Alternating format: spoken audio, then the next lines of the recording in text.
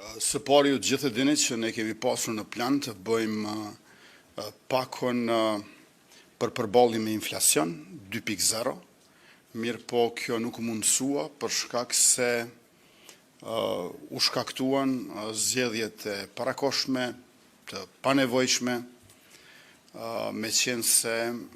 pati një blokim opozitar sa i përket çështjes së zgjedhjes së presidentit, dhe tash ne po përpiqemi të bëjmë çfarë është e mundur në mënyrë që qytetarët e Republikës në përballje me nevojat e shtuara në njërin anë dhe me pritjet të cilat janë të arsyeshme në anën tjetër, t'ju dalim zot atyre. Tash ne jemi të mirënjohur ta zëm për shtesat për fëmijë, për mbështetjen financiare për nënat lehona, pastaj për mbështetjen financiare për punëtorët, mandej për studentët dhe pa harruar pensionistët.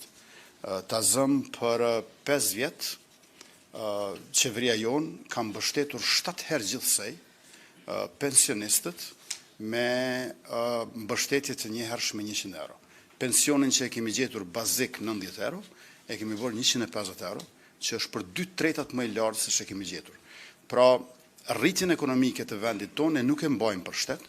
e shpërndajmë në popull, më së shumti, më së pari tek ata të cilët i kanë nevojat më të mëdha. Ndërkaq